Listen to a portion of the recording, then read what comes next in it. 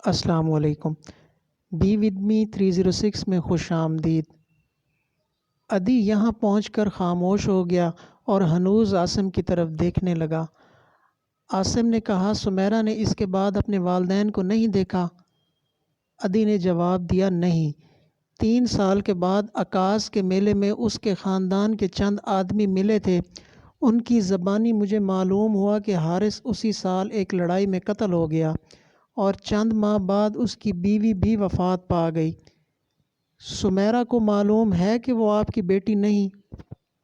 نہیں، اور مجھے یقین ہے کہ اگر میں اسے بتا دوں تو بھی وہ یقین نہیں کرے گی۔ میرے دل میں اس کی محبت ایک باپ کی محبت سے کسی طرح کم نہیں۔ سمیرہ 5 سال کی تھی کہ میری بیوی فوت ہو گئی۔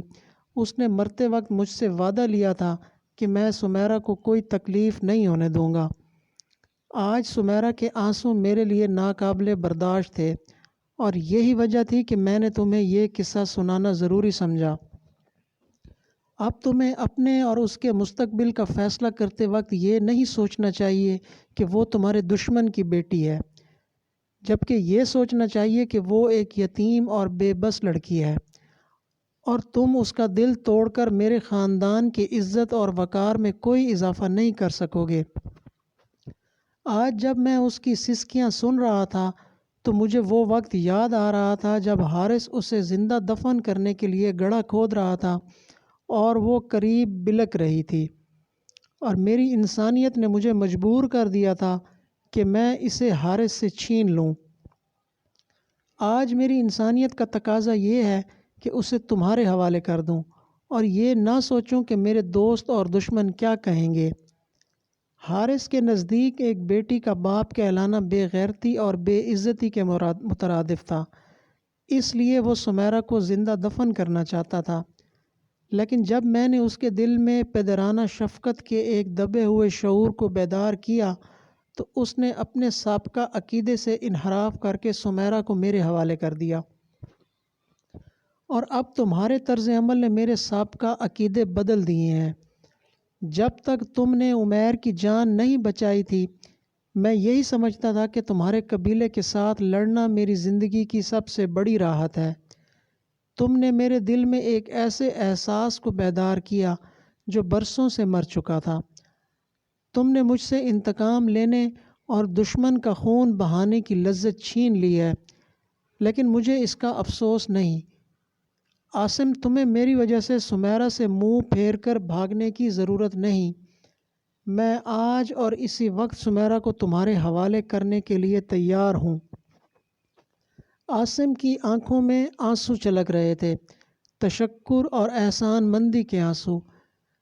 اس نے کہا، میں آپ کا شکر گزار ہوں، لیکن جب آپ سمیرہ کو اپنے ساتھ لائے تھے تو آپ کو یہ اطمینان تھا کہ آپ اسے خوش رکھ سکیں گے۔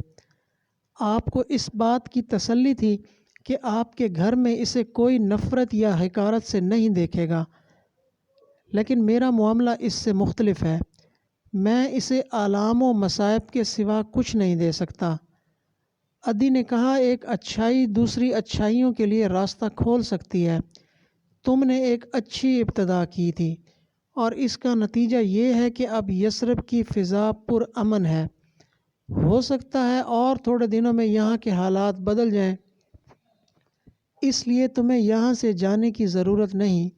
میں عرب کے مستقبل کے متعلق بہت پر امید ہوں۔ تم نے سنا ہوگا کہ مکہ میں ایک نئے دین کا چرچہ ہو رہا ہے۔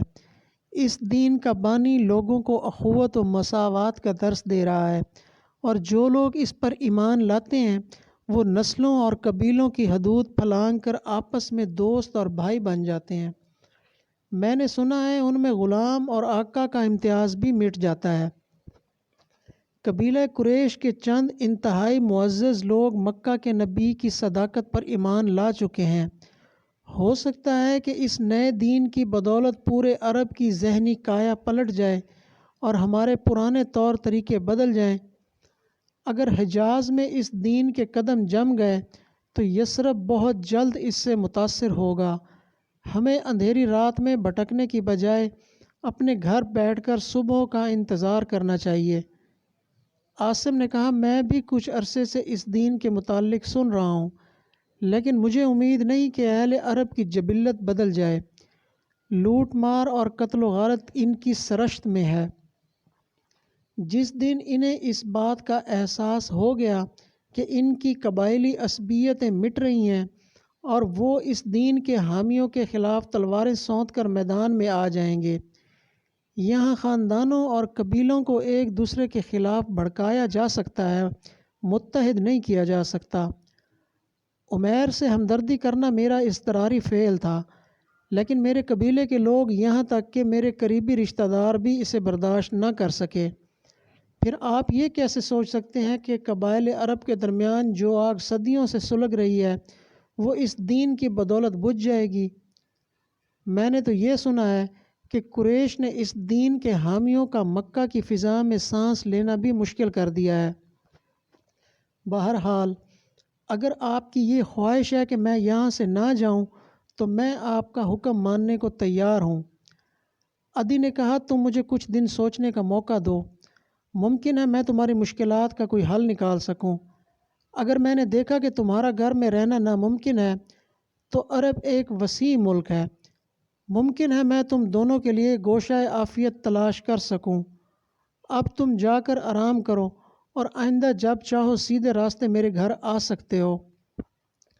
تاہم ابھی لوگوں کی نگاہوں سے بچنا ضروری ہے، اگر مجھے ضرورت پڑی تو میں کسی نہ کسی طرح پیغام بھیج دوں گا۔ وہ اٹھ کر کھڑے ہو گئے۔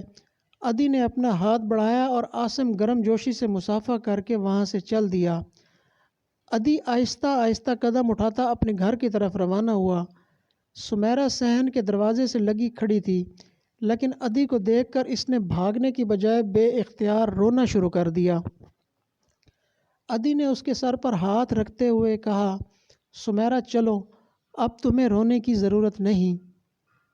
ابا جان، اس نے بڑی مشکل سے اپنی سسکیاں ضبط کرتے ہوئے کہا، آپ نے اسے یہ کیوں بتایا کہ میں آپ کی بیٹی نہیں ہوں؟ عدی نے جواب دیا، سمیرہ، میں نے کئی بار ارادہ کیا کہ تم پر یہ راز ظاہر کر دوں، لیکن حوصلہ نہ ہوا۔ آج عاصم پر یہ باتیں ظاہر کرنا ضروری تھا۔ مجھے معلوم ہے آپ نے اس پر یہ باتیں اس لیے ظاہر کی ہیں کہ اگر میں آپ کی بیٹی ہوتی تو آج آپ کو شرمسار ہونا پڑتا، آپ میرا گلا گھونٹ ڈالتے۔ تم پگلی ہو، جاؤ آرام کرو۔ لیکن مجھے یقین نہیں آتا کہ میں آپ کی بیٹی نہیں ہوں، یہ ناممکن ہے۔ یہ کیسے ہو سکتا ہے کہ میں عمیر اور نعمان کی بہن نہ ہوں؟ عدی نے کہا، تم نعمان کی ماں کا دودھ پی چکی ہو اور تمہیں یہ کبھی نہیں سوچنا چاہیے کہ تم میری بیٹی کے سوا کوئی اور ہو۔ اب چلو۔ سمیرہ اپنے آنسو پونچھتی ہوئی عدی کے ساتھ چل پڑی۔ عاصم عدی سے رخصت ہو کر باغ سے نکل رہا تھا کہ اچانک اسے سامنے کوئی 100 قدم کے فاصلے پر ایک آدمی بھاگتا ہوا دکھائی دیا۔ عاصم جلدی سے پلٹ کر ایک درخت کی آڑ میں کھڑا ہو گیا۔ باغ کے نزدیک پہنچ کر بھاگنے والے کی رفتار کم ہو چکی تھی اور وہ مڑ مڑ کر پیچھے دیکھ رہا تھا۔ پھر عاصم کو ایک اور آدمی نظر آیا جو پوری رفتار سے پہلے آدمی کا پیچھا کر رہا تھا۔ پہلا آدمی باغ کے اندر داخل ہوا اور عاصم کے بالکل قریب ایک درخت کے پیچھے چھپ کر کھڑا ہو گیا۔ پیچھے آنے والا باغ سے تھوڑی دور کے فاصلے پر رکا اور چند ثانیہ توقف کے بعد اسی طرح بھاگتا ہوا واپس چلا گیا۔ جو آدمی عاصم کے قریب کھڑا تھا بری طرح ہانپ رہا تھا۔ عاصم اس کی نظروں سے بچنے کے لیے سمٹتا ہوا درخت سے جا لگا کھڑا تھا اور اس کے دماغ میں اس قسم کے سوالات آ رہے تھے کہ یہ کون ہے؟ اس کا پیچھا کرنے والا کون ہے؟ یہ اس طرف کیوں آیا ہے؟ اگر یہ عدی کا نوکر ہے تو یہاں کیوں کھڑا ہے؟ اگر پیچھا کرنے والا اس کا دشمن تھا تو اس نے یہاں پہنچ کر کسی کو آواز کیوں نہیں دی؟ درختوں کے سائے میں عاصم اسے اچھی طرح نہ دیکھ سکا، لیکن جب وہ اپنا سانس درست کرنے کے بعد باغ سے نکلنے لگا تو اس نے دیکھا کہ بھاگنے والے کا نصف چہرہ ڈھاڈے میں چھپا ہوا ہے۔ عاصم کو شبہ ہوا اور اس نے اچانک جست لگا کر اجنبی کی گردن دبوچ لی۔